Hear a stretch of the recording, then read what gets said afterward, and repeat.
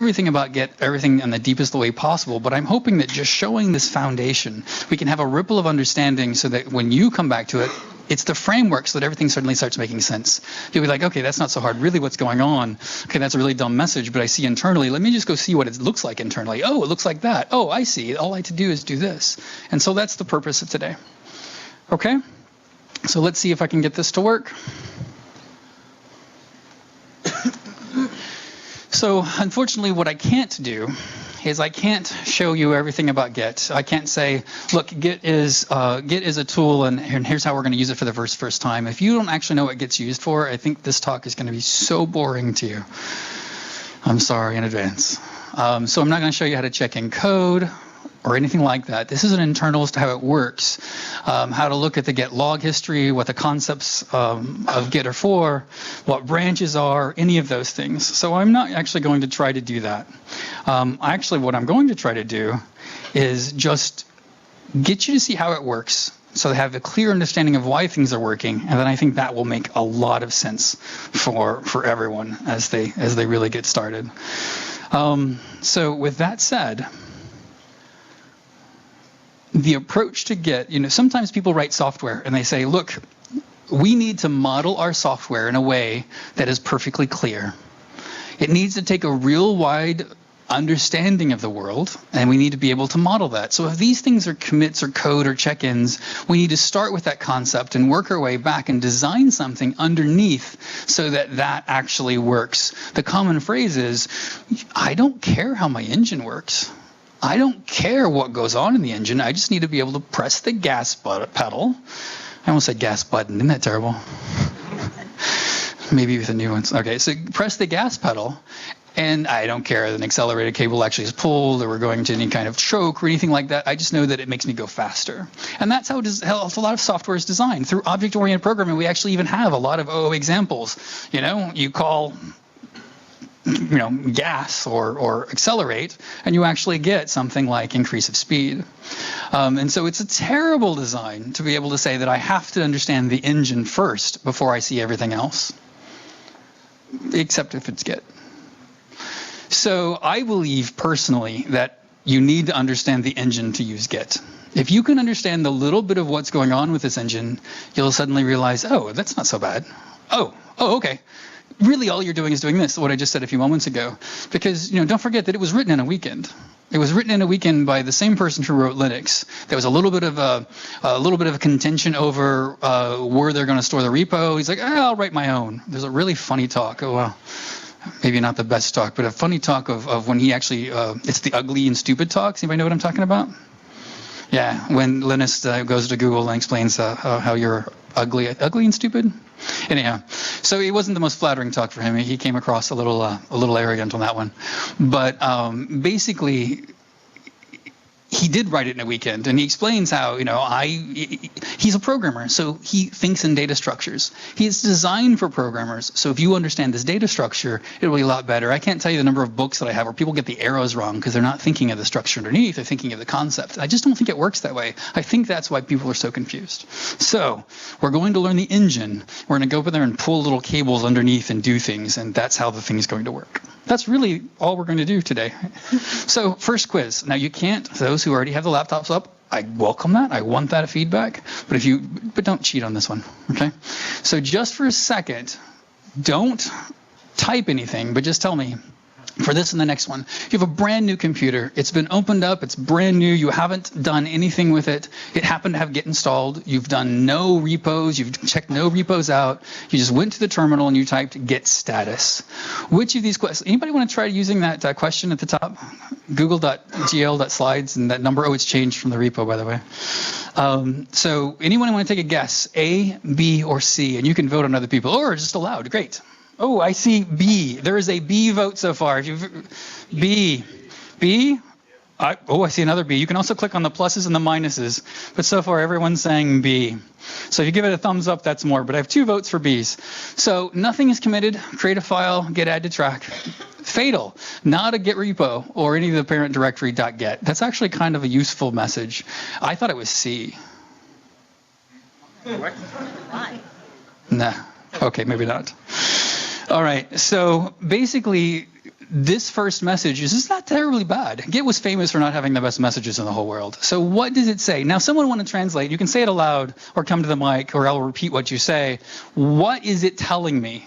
In human language, what is it telling me? There's no Git directory. There's no .git folder, the folder you're in. No Git directory. No Git directory. There's no .git tree, I think you said. Yeah. So basically, don't forget, Git is a little bit different than other repos. Subversion, for example, is one of those repos where everything is centralized and it's all together. So if you actually want to check in your code gets pushed up to the server, and everyone else has to wait because it's very serialized that way. And then someone else can pull that code and then push that code up to the server. So everything's really organized in a centralized server. And that's pretty simple, and it works really, really well, except when you're on airplane, you don't want to pay for wireless. Not that I've ever done that. So whenever you are trying to code, you're kind of frozen without a network connection. So Git's idea, Linus's idea, was, look, we're going to just keep a copy of the repo myself. You do not need to go to GitHub. You do not need to go to someone else's repo. You have a copy of everything you want, and it's in the .git subdirectory. So what are we going to explore today? We're definitely going to explore the .git subdirectory, and we're going to see how it works. Okay? But now, again, if I can get my clicker to work. So, no. Second quiz. So the second quiz, again, this will be very interesting to see what the results are. Don't do this one. Well, actually, go ahead and do this one if you really wanted to. But here's another quiz. If I now have I have a brand new repo, I had the same problem before. It was, Git, and there's no .git directory. Well, I could create a .git directory, but let's not hack that much today. But instead, I'm going to do the git init command, and it's going to create a new .git repo. And inside of that .git repo, it's now created a brand new repo. And then I type get status. Now, which of these three things do you think you're going to get? Any votes for A? No? Well, okay, any votes for B? Anyone want to put B up again? Oh, I see somebody has said something, and I can't keep, okay. I'm not going to use the Google Slides anymore. I'm sorry, it's too much with the projecting. Yeah. B, I have a vote for B. Anybody want to say C? C, okay, hands up if you say B. Okay, that's surprising, actually. The answer is both. In older versions of Git, you would see B. And when I would always do this presentation, I would always make a little joke going, and this is why Git wasn't known for its this is how Git's used in this wonderful user interface. So B is actually exactly what it used to say. And I was doing this in one of my interviews, and suddenly it said, nothing to commit. And I'm like, what? Did you actually, what? It ended up being, sure enough, the newer versions of Git actually give a much nicer and easier to use message. So C, nothing to commit. And that's, How do I what? How new do you need it to be? I'm not sure. I see most versions now, though. In most repos, I see C is what it is. However, it's much more fun for this talk for having B, because B is actually technically more what's going on. C is much easier for a human. B is much better of the engine. Okay, and we'll actually start playing with this a little bit. So let's go ahead and try to see this. But what we're going to do is we're going to explore inside of Git, and we're going to look for three things today. There is more stuff there, but focus on three things. Head in all uppercase letters, refs, which is actually a directory, and objects. And if I just lost everyone, that's okay. We'll come back to it in a second. So this is the internal stuff. These are the three things on the motor we care about today, or the engine. There will be other things that we care about in the near future. But for today, in this talk, you can do everything you want, including using Python to write git log with those three variables. Or those three things. I won't call them variables. Okay? So with that said, let's go ahead, and this will all be now live, and famous last words on demo live. We'll see how horribly it will go.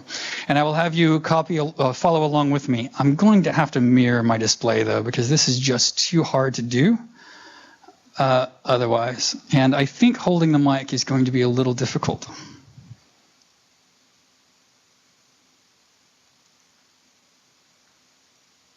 You don't see that on the screen. That wasn't there. Okay, so we are at a brand new terminal, brand new stuff. It's on my desktop. If I look, there's nothing exciting there. Can everyone see that, by the way? Yep. It's a little close to the side there, isn't it? How's that? Is that better? Oh, bigger or small? Oh, bigger even. Okay. Great, because I need my glasses otherwise. All right, how's that? Better? All right. So I have two things on my desktop. One, a folder called clean, all the stuff that was on my messy desktop that I put away so it wouldn't show up in my really, in the video and presentation. And the other was the repo that we just checked out. So I want someone to prove, just like a magic trick, to prove that this isn't any of the cards. Someone give me a name of a directory, and we're going to use it. I used demo earlier, so someone give me a name of a directory. Okay, I'll type mkdir. Piggies, okay.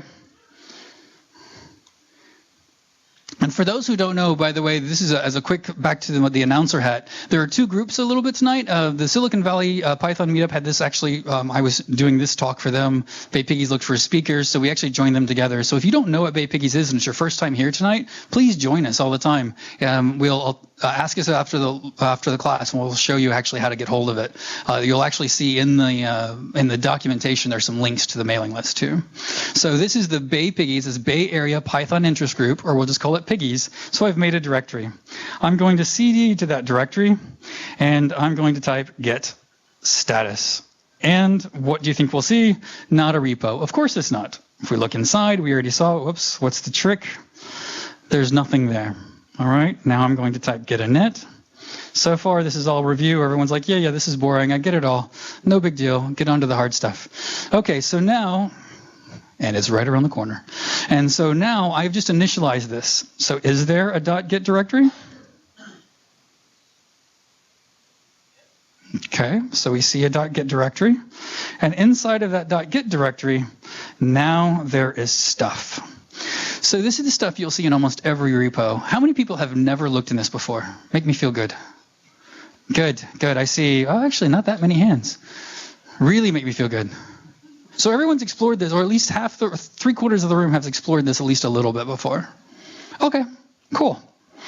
All right, so now inside of this we have a couple of files. So has everyone used the config file? Is that mostly what people had done? No? No? Just use the what? Just use the command? Okay. So I was suddenly thinking, wow, everyone already knows everything. This talk's going to go terrible. Oh my gosh, what are we going to do? Okay. So we have, Exclude. Okay, so really all we're going to look at is head. Oh, you've used, okay. We're going to use head, objects, and refs. And the very first thing that we're going to look at is refs. Inside of refs, what is it? And by the way, we have this repo, so what was that message that we saw earlier? What did it mean? Yeah, take a guess. We're getting a little harder now. I'm wanting a brave soul. What did that message mean? Bad something something, revision something something, head something? I have what? It said the .get folder didn't exist with a head in it, but yet I see a head. Yeah. Before I make the first commit, head doesn't point to anything. Well, let's take a second. That's actually interesting. So if I look, what type of file is head? It's a text file. Now, normally, would you just, cat some random text file and say my terminal be, who cares? It'll all be fine, because it's some kind of big binary crazy text file, right? No.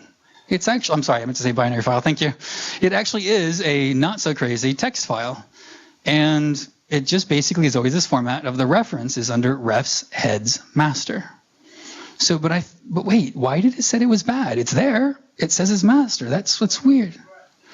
Huh? If there's no match to branch, it points to something that doesn't exist. Okay, we're getting close. Let's take a look. So what is the refs, first of all? So refs is, that's not a refs. Refs is another folder. So let's take a look. Refs is here. So refs is a directory.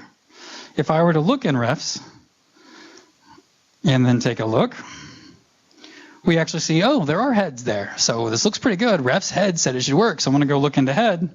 And sure enough, we're actually going to take a look. And what will we see? Oh, nothing. So the pointer head is nothing but just a pointer. It's a text file. Super simple. Can you read that in Python and say, hey, let me read this text file. Let me parse it on that colon. Let me find out what this directory is. And let me just go find out and read it. Absolutely. That's all head is. It's just a pointer and it's a text file. It's super simple. And I think you'll realize, oh, this engine's not so hard. All right. But there is no master. Nothing inside that folder. So let me come up a few. Hard to do like this.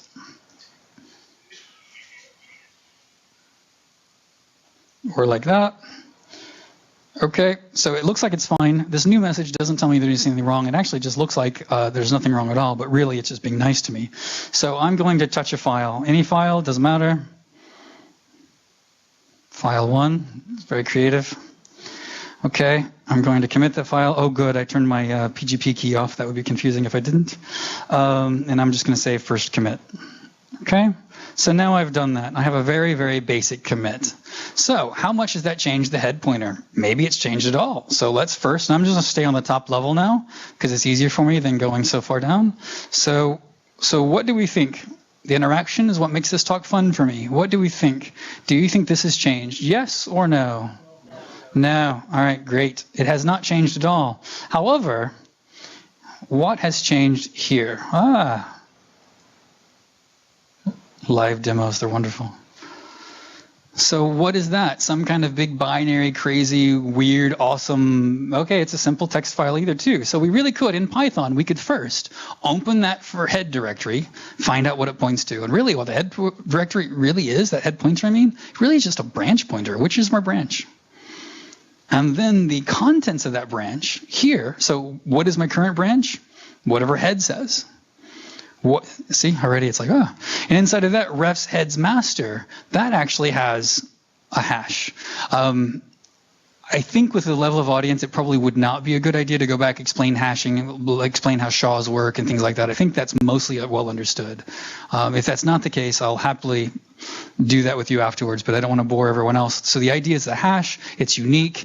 If you change that hash in any way whatsoever, it'll get a different, if you change the content of the file that this hash is referring to, or the contents this hash is referring to, the hash changes.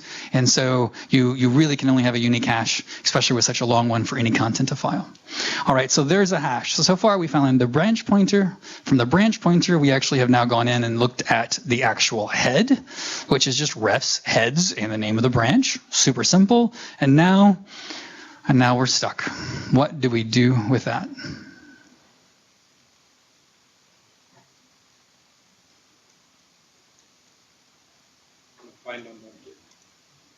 Do what again? Okay, we could do, that's actually a very smart idea with what we said. If you did do a find on .get, it actually wouldn't find anything in this case. So, and I'm only telling you that because there's something else to explore as we go along. So, good guess. Oh, by the way, for everyone who didn't hear, we'll say the answer was do a find on .get. That find file name would not show up, and we'll see why in a few minutes, but very, very close. So we said that we would explore three things. The first thing we would explore is head. Next thing we would explore is refs, and the third thing, if I say 3 or 4, objects. So my guess is, at this point, probably what we're looking at is in objects. Let's do this. Okay, so we're now looking at objects, and now we see a few things. A little harder. Didn't quite see it again. In an interview, I like challenging people to think about this because it's more fun, but I have somebody who's participating. Awesome.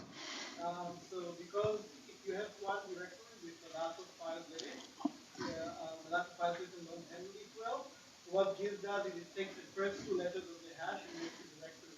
So that it divides by 256 the number of files. That's awesome. That was my next question too. My steam is being taken away. That's awesome, though. All right. So what I was really going to say is, which is good. So what's similar between our hash and this hash and more? Look at the 5.0. So if you look at the 5.0 and then you actually look at what's below that in the 5.0, then you'll actually see there's probably one of those directories we're going to get to. So let me just go ahead and do this. Oh, and if you're following along right now on your own, which would be awesome, you would not get a 5.0 unless there's a lot of coincidence. Why not?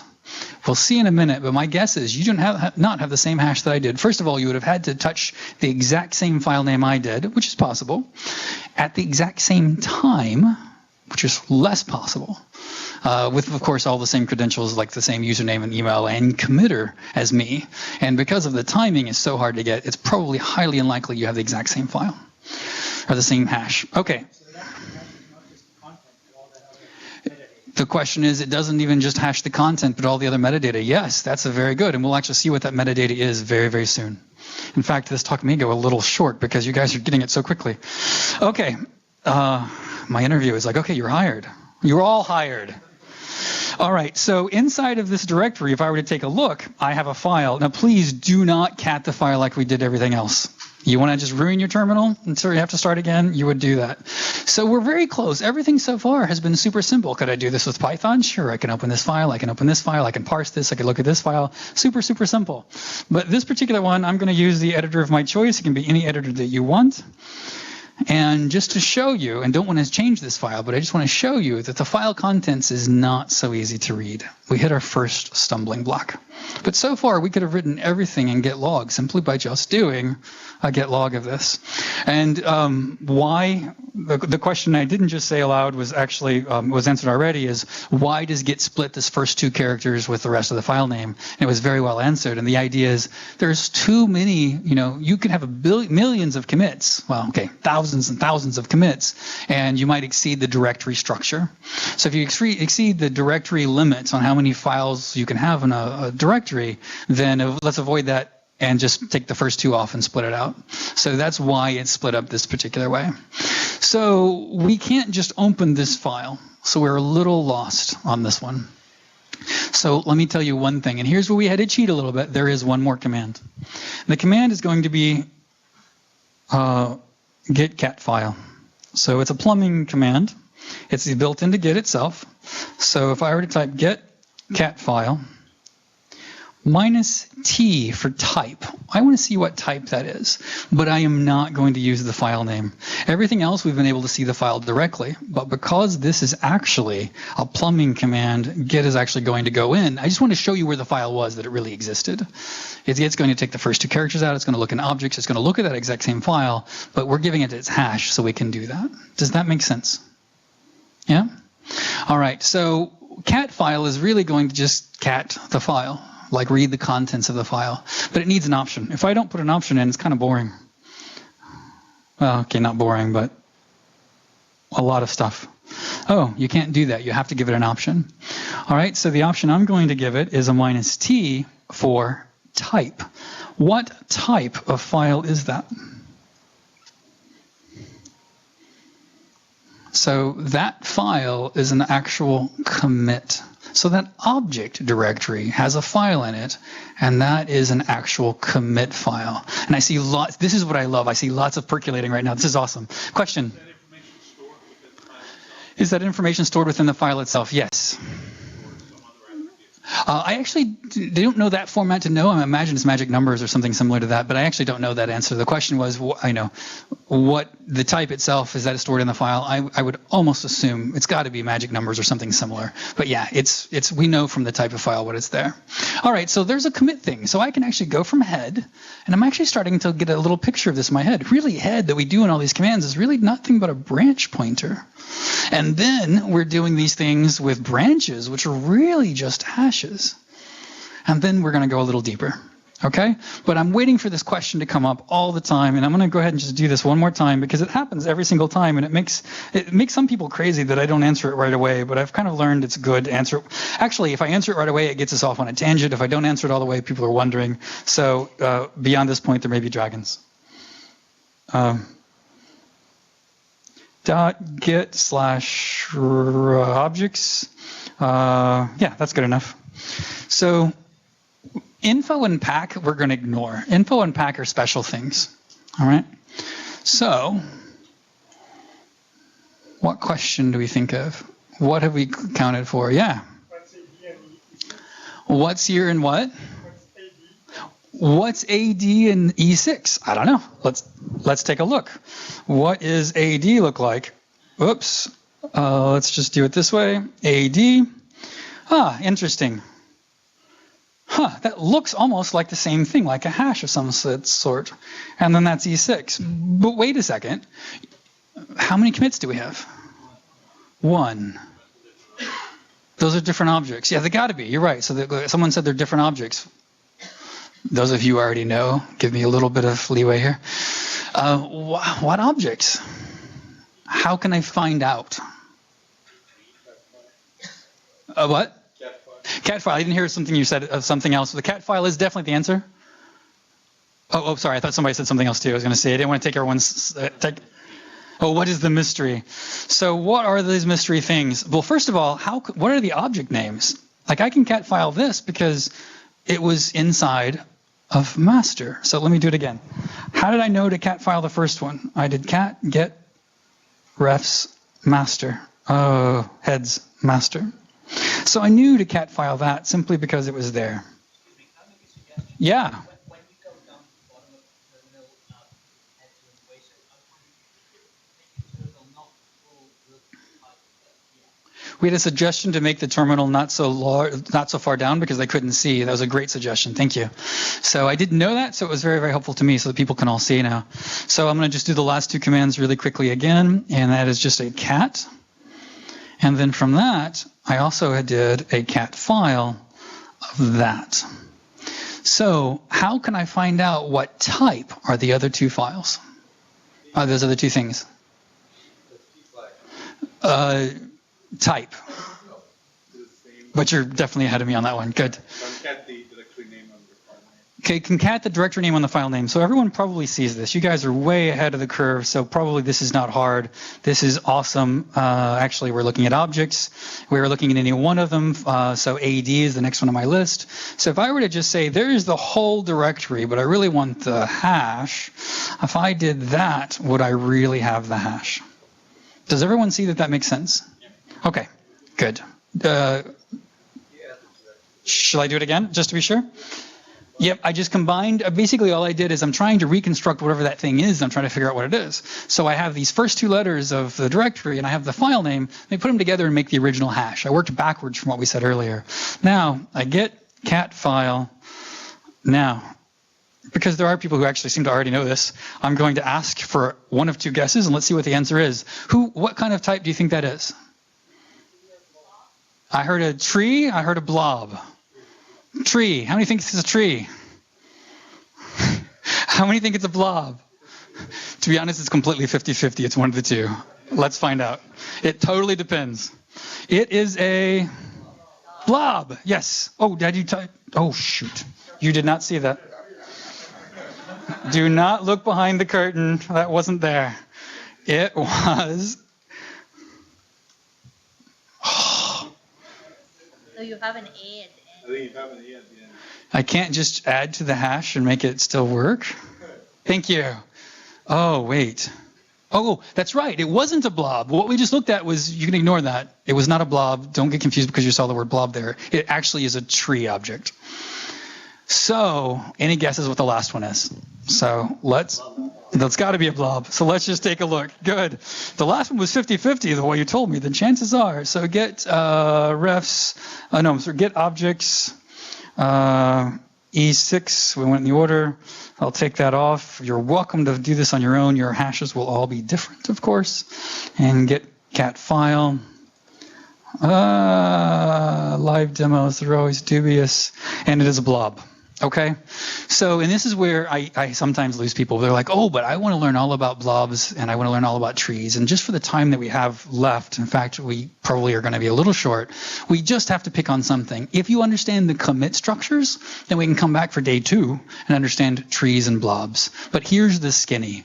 Commits are how the different commits glue together. And we're going to dig into those on a deeper level soon.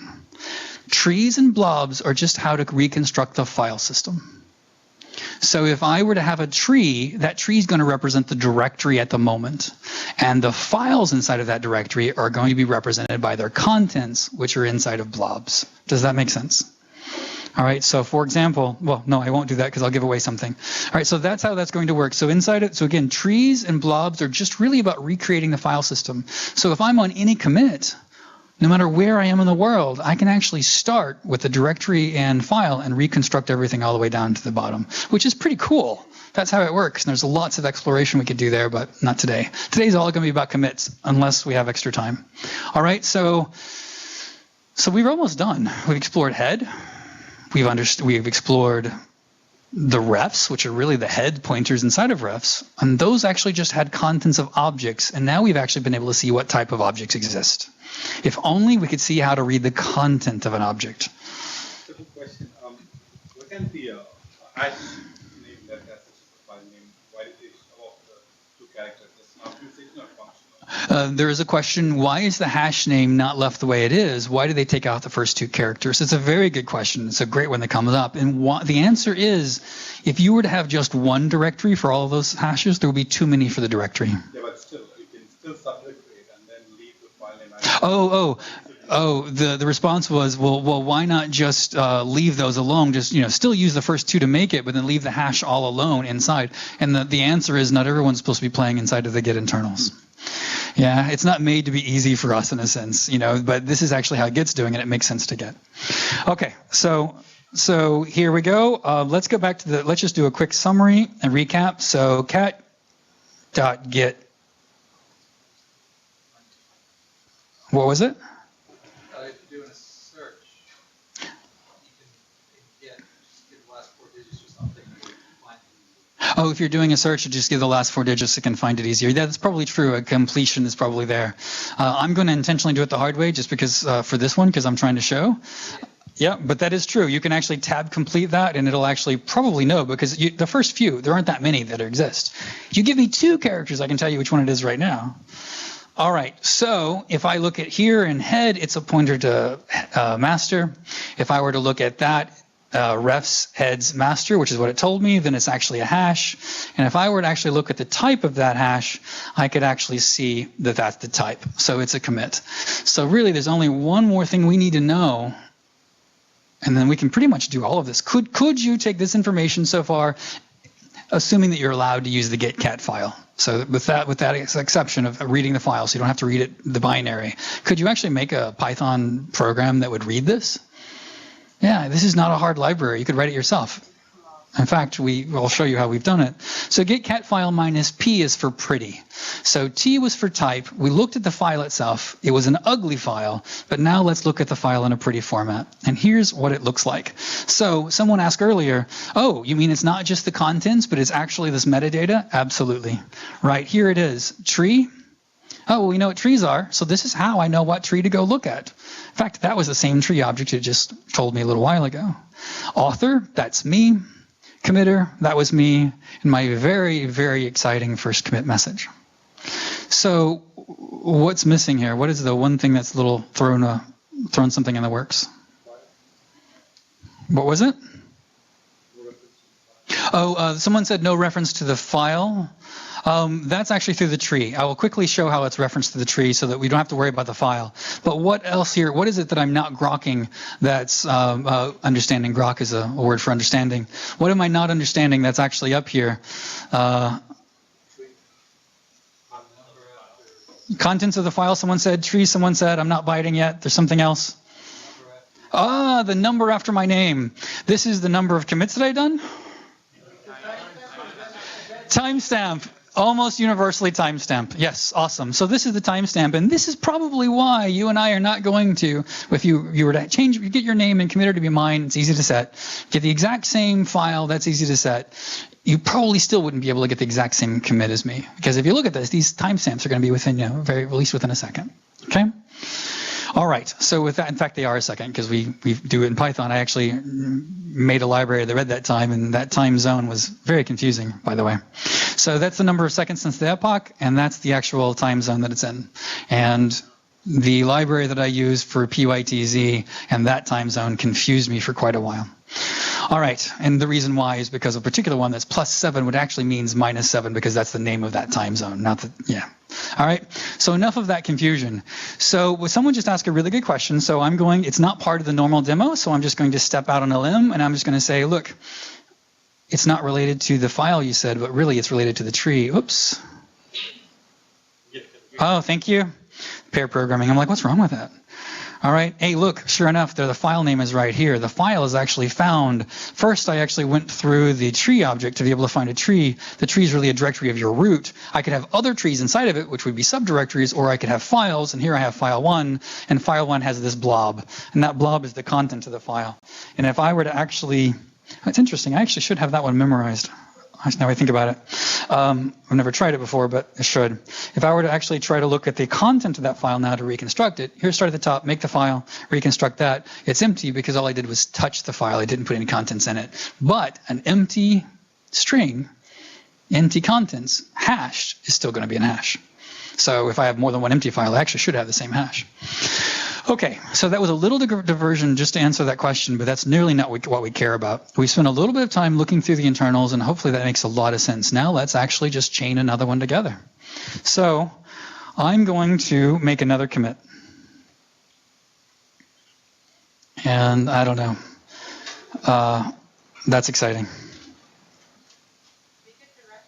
Make a directory? Okay. I'll have to make a directory and put something inside of it.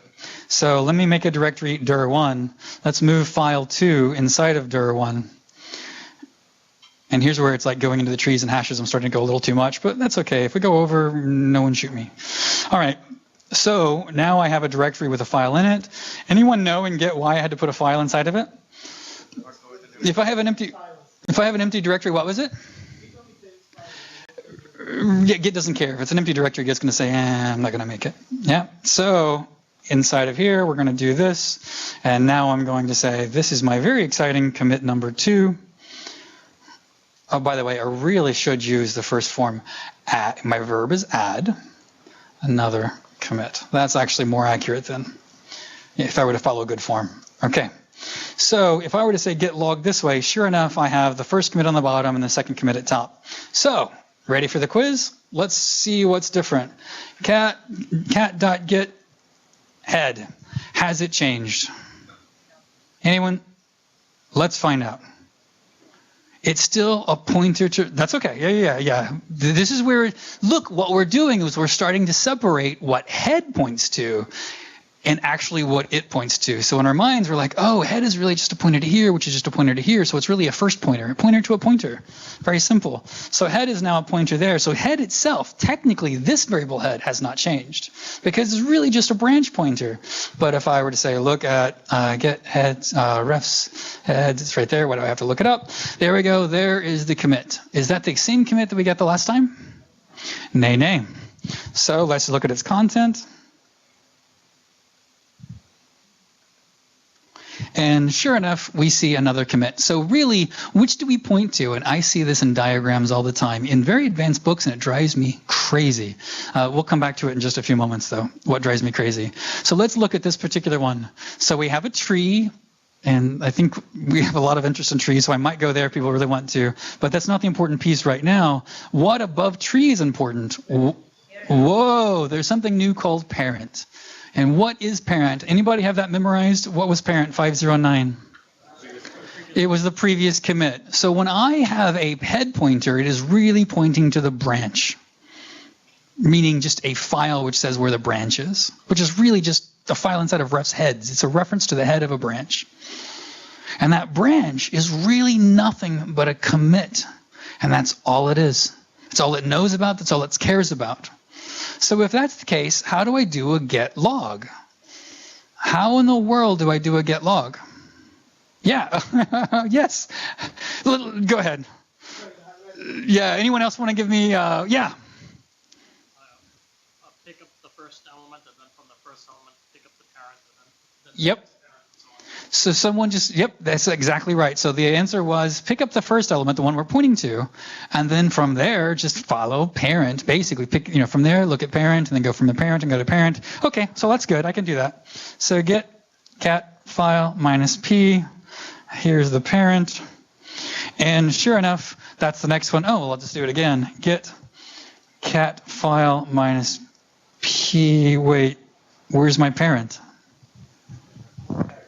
So a null parent. So really the algorithm is super simple. Start from head. It's just a pointer to a branch. From the branch, it's really just a hash. That's really just a file in the objects table. And from there, all we do is actually read the file, look for the parents, print something out if I want to. From there, go back to it, and just keep going to the parents until they're all the way to the bottom. So how many times have you actually seen someone who's, here's what drives me crazy. So you have a diagram that someone's drawn. My first piece of work, and I draw an arrow to the next piece of work, and I draw an arrow to the next piece of work, and you see it written in Git all the time. You see the books that basically say, I start here and I draw to the next commit. Nay, nay. That's actually very confusing for those of us who are like, wait, but it's not pointing that way. You actually are pointing to the very end. Somehow you're getting to the very end. You're finding this mess of millions of objects, thousands of objects. I want to exaggerate. I want to say gazillion soon. But of these many, many objects that you have inside of here, you find a particular commit, and that's all you need. That commit object points its way through all the rest. Could I have an extra commit object that's not being used and seen by anything else? Yes. Happens all the time. How would I? No, I don't want to go there because if I don't, my code actually can't handle that, so I don't want to go to that case, and it goes into other data structures. So okay, that we only covered the ones to do get log in the basic case. All right, so basically it's very simple. Anyone could write this of your own. You could use Python or any language. Have I lost anyone? I tried to go really step by step through all of it. We've seen it to the point you're like, no, you haven't lost me. I'm bored. Internals of Git are so easy, it's boring. You see? Told you. All right, so in that particular case, I know someone wants me to show what this particular one looks like, so let's real quickly look at this tree object. Whoops. I don't remember where I was, so let me just cheat.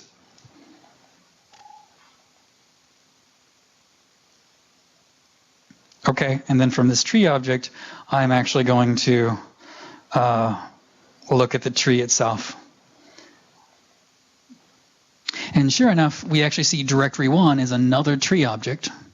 So this is the top level directory, and inside of it you have a file 1. So you could reconstruct the tree at this point by just simply making a new directory, and directory 1, and make a directory dir1, and then what goes in that directory, you just follow that tree down. Trees of trees, just like directory structures. So that's all that's there. Cool. All right. Pretty cool? Okay. Let's follow it down. And I just touched files. I didn't put any content in the files, so there's not much excitement to put into the blobs. Did I just do the same one twice? My buffer didn't paste. We want this one, yes? But either way, those, oh look, the hashes happen to be the same. Of course they're the same because they're empty. I did a touch file. I could almost memorize that one. That would be fun. That's a quiz question for you. All right, so can we do this in Python? All right, how much time do we have? I think we have time. So let's start from the very beginning. I think I'm going to rely on my Julia child instead of actually trying to code some of this live with libraries. What do I mean by my Julia child? I never do a live demo without something in the oven. Just like Julia child, always try to say, here's your perfect turkey. Oh, wait. This one's fine right here. It's already cooked. So I'm going to basically, we're running low in time, and I just don't think we're going to get through it all. I'm going to actually go look at the code we've written so far. But let's see if there are any more questions. No more questions. Oh, wait. I meant get, okay, cool. I'm going to go ahead and close those questions for now. I'm going to come back to this repo, and I'm going to make this a little bit bigger. So, in fact, we already made a directory structure, so I'll leave it the same. Ooh, that's not such a good thing. Changing the directory size changed this a little bit. So I'm going to, in tmux, I'm simply going to go to the other side. I'm going to close what was there.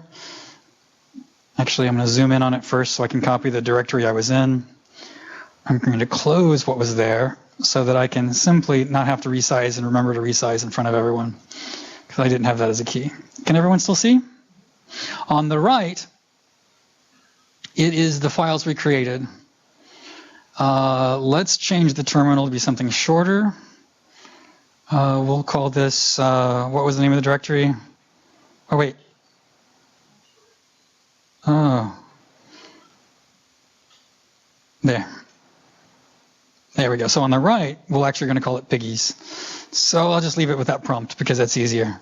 And on the left, this is the actual repo that we created. So if you clone this repo, you'll notice that there are a couple of branches already checked out. That's the Julia child. So we'll start with step 1, and that's just a branch. It's not really a feature branch. It's just a branch that was already done to start through. We'll start with finding the get root. Then we're going to print the contents of head to show that we can. Then we're going to print the refs and head contents. Then we're going to print the contents of the commit. Parsing the commit was a little harder than you think.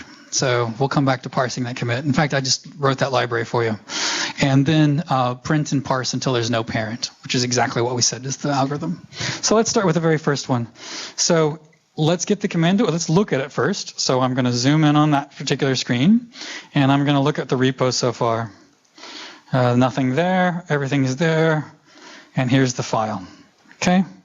So from the very beginning, I'm just basically going to say git root. What is the algorithm to find my .root directory? Well, find the current directory that I'm in. So let's just go ahead and get the current directory that I'm in. And then from that directory, if I find a .git file, I'm done, right? And so I'm done. All I'm trying to do is find the .git file. So I'll reconstruct that file name from the current directory that I've passed it and say I'm done. Yes?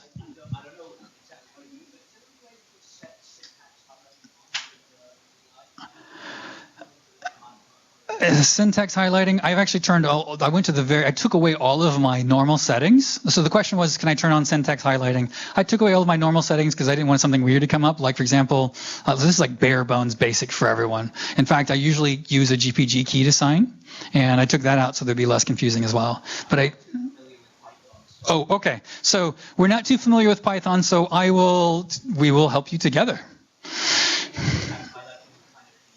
So syntax highlighting might be enough, but we'll go ahead and quickly, we'll take a few moments back. I'll judge the audience and see where our patient level is, and we'll go. So this first thing right here is, let me get the current working PWD.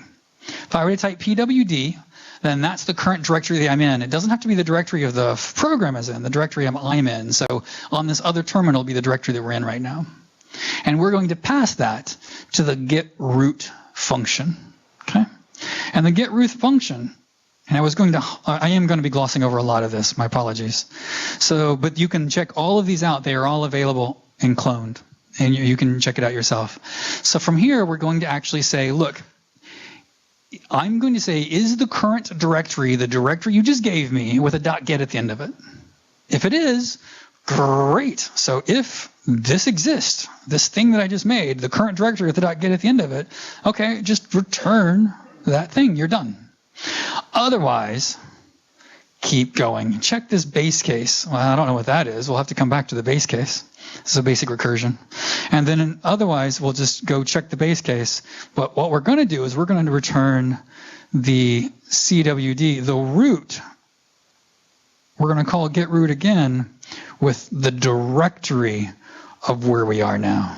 So the short of this, and I'm sorry, I don't think I'm going to be able to keep it all to that level, so we'll have to check it out. But basically, the short of it is what's highlighted right here is basically saying, okay, you gave me /Glen /Fred /George /Sally / I don't know how to name my directories other than children's name, I guess, or my friends' names, /123. No, let's say foo.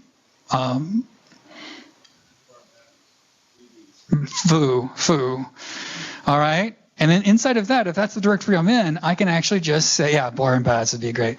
And then inside of that, I can actually just put a .get. And if that exists, the current directory I am has a .get, then I'm done. Super simple. All right. If not, take off foo in this case and go up a directory. So just /user/ question.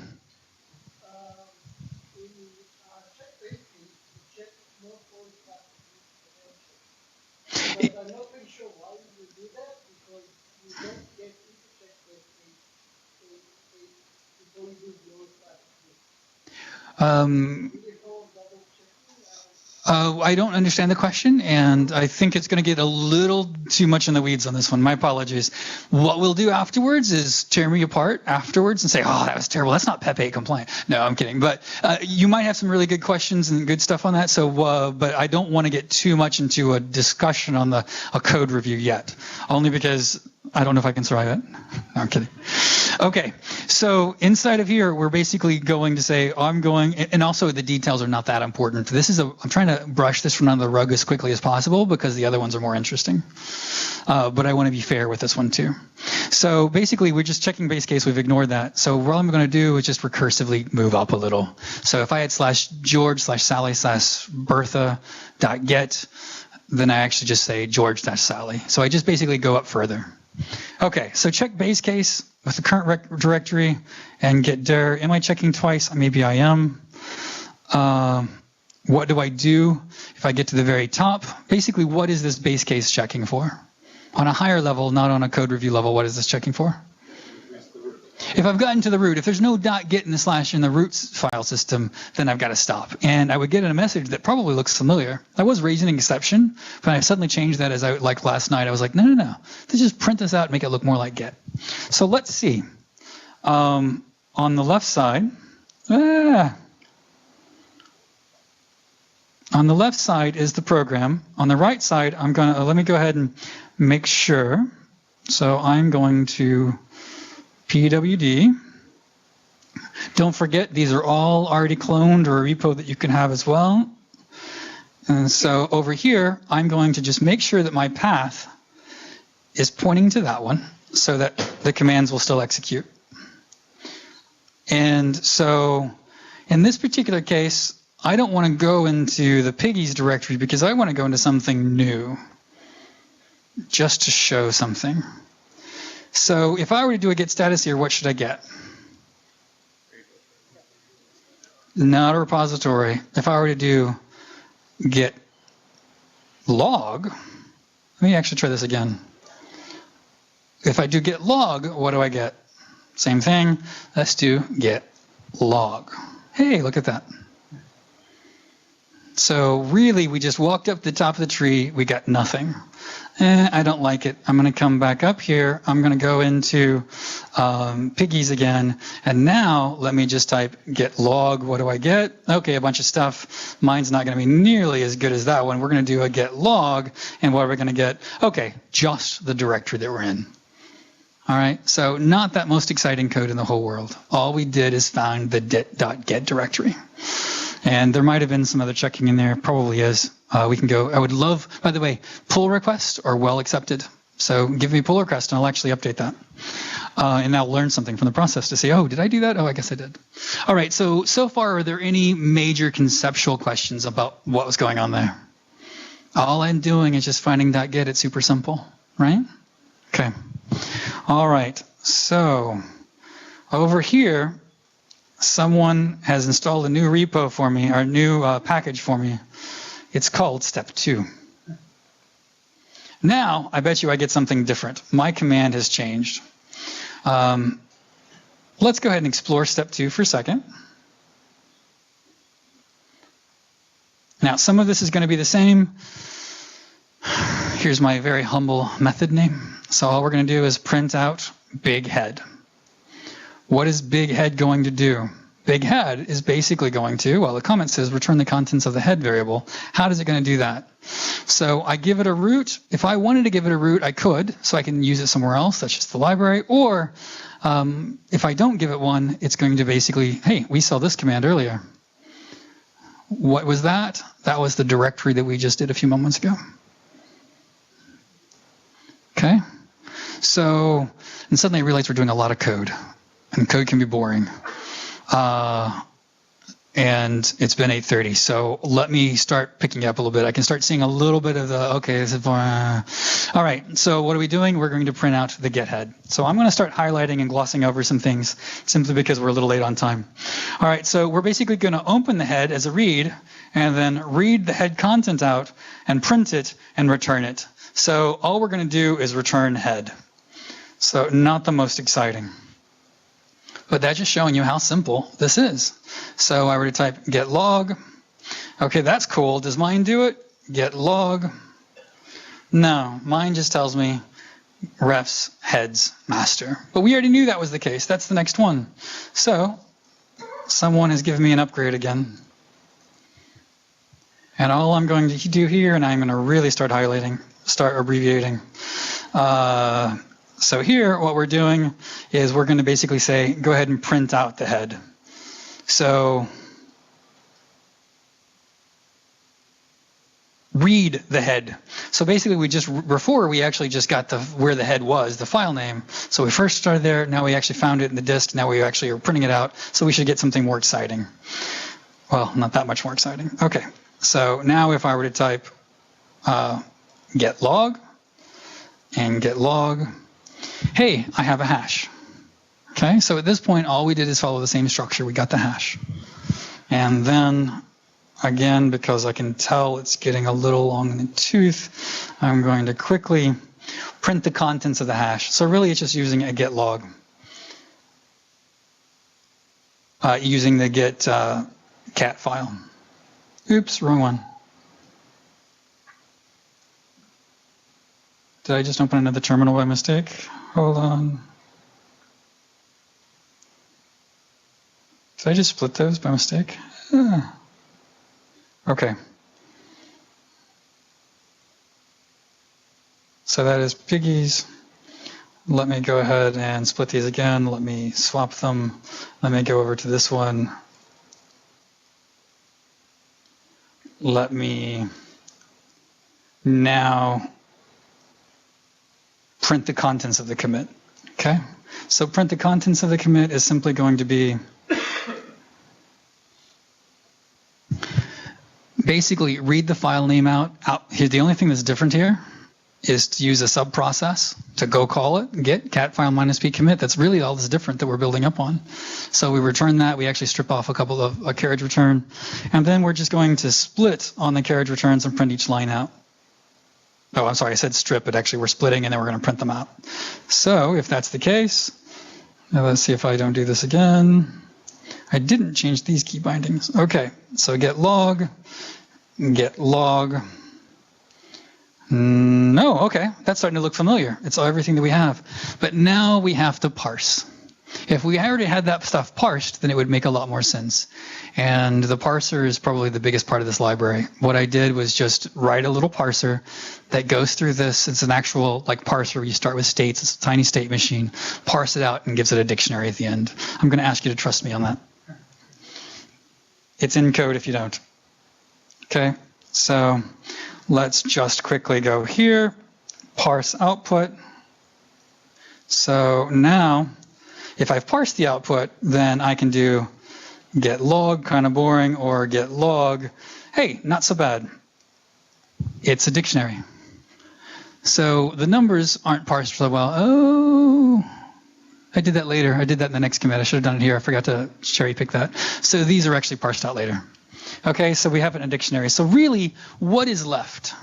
Again, going over the high parts, saving time, what is left? Just have to go through the tree. So all I have to do is read this one, cat file that, read same thing, cat file it, and then we're done. So the very last one, can we make it to the end?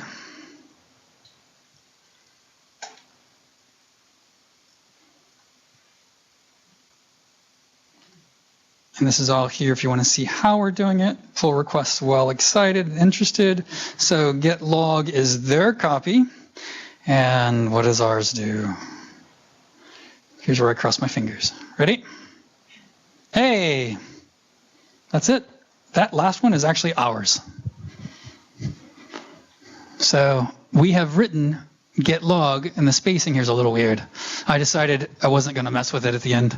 The spacing around the first commit's weird, but that's actually our program. So could you really just do parsing and understand get internals? Yes. I'll open up to questions, and then we'll socialize.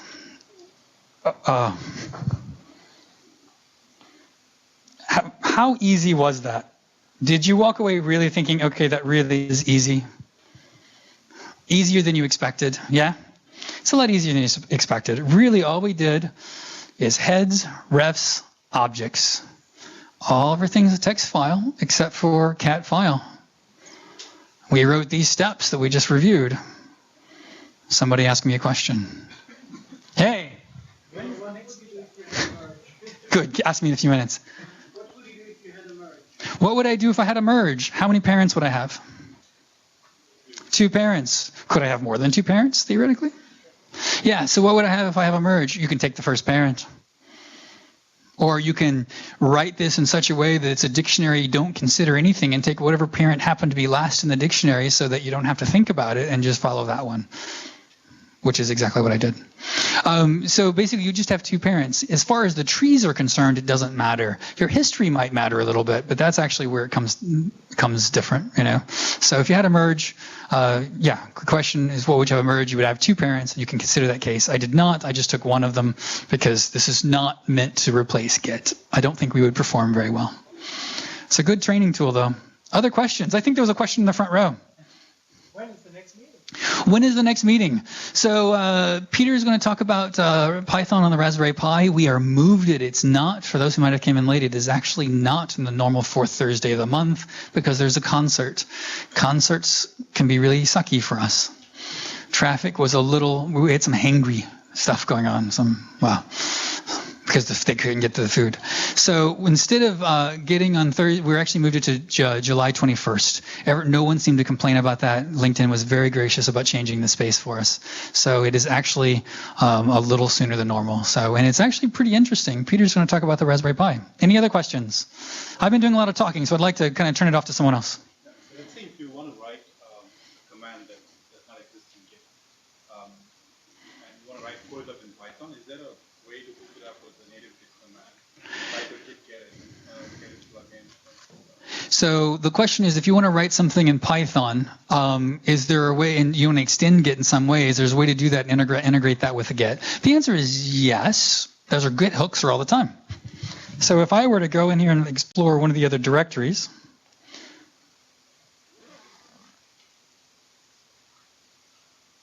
there's actually something called hooks. Inside of hooks, I have some sample code, and those are written in Bash, I think. But you could write it in Python as well. It's an executable script. So Git will automatically, like for example, but when you do a commit message, it'll actually call, if that script exists and is executable, it'll actually call that when it's doing a Git commit. So these are like callback hooks. I'm more interested in having a subcommand for Git. A subcommand in Git in Python. There are libraries that write in Python that actually can, yeah, go ahead. That's actually very straightforward. If you write a command that's called git dash something, and you put it in exactly the right place, git space something will run that command. So, do you want to go to the mic? This is really valuable. Can you go to the mic and tell people? This is really cool. So I don't remember the name of the directory, so you have to Google that. But if you write a command named git dash hello, then and you put it in exactly the right directory, like user local lib git something something something, then if you type git space hello, it will run your git dash hello. It doesn't even have to do anything with git. It can just print hello or something. That's very cool. Very good question too. Any other questions? Is there food left? No more questions? Yeah, one in the back. is git considered done, or is it in are there versions of git that keep coming out? The question is, oh, by the way, it would be easier if you don't mind going to the mic, if you can, but the question was, is Git finished? Are we boring? Are we letting it rot? Or is the stuff coming out all the time? Yeah, they're making it easier. They're taking away all my hard commands and making easier commands all the time. So yeah, they are changing stuff. Also, they just added Git notes, which is a little flaky still, but I've used it in production, so it works really well, by the way. CI production. So, basically a Git note is a way of actually putting a note on the commit without actually changing the commit. And I implemented that in the last 6 months. And what I use for that is actually a way of saying, hey, this passed CI. Yes, this passed this CI. And it's spread across many CI servers, so they all update it. And then when the deploy script that I wrote actually says, oh, does everything pass? Yeah, great. Okay, then we can deploy. So, yeah, still actively, go ahead. So I think you might have answered part of this at the beginning about Git, this .git directory being almost entirely plain text. Okay, you have the blobs which are binary, but I'm wondering about the design of that. Is that very intentional because so that power users can go in and inspect things and see what's happening, or is it just because Torvalds was trying to get the quickest original version out? I'm just wondering about that design philosophy. I'm going to defer to that answer. Easier to debug. It probably makes it easier to debug when you can just read it. And my guess is it's simple. I love designing things that are simple. You don't over-engineer it. Keep it really simple and see what works.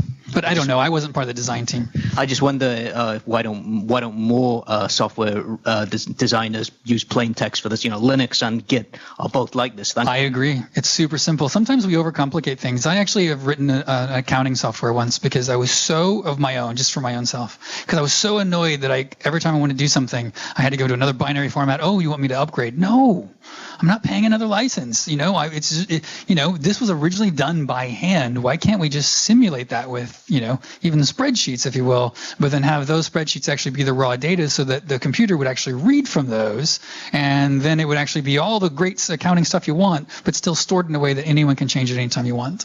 So yeah, I agree. I think simplicity is better, but simplicity can't be patented sometimes. I don't know. But real quick also, just to say, we didn't explore different branches. That's something I often do. We didn't explore some of the other stuff. We went into more trees and commits, but if you wanted to change branches, just check out different branches, you would get a different refs pointer. So I would actually check out a different branch, play with it, and see what's happening under the scenes.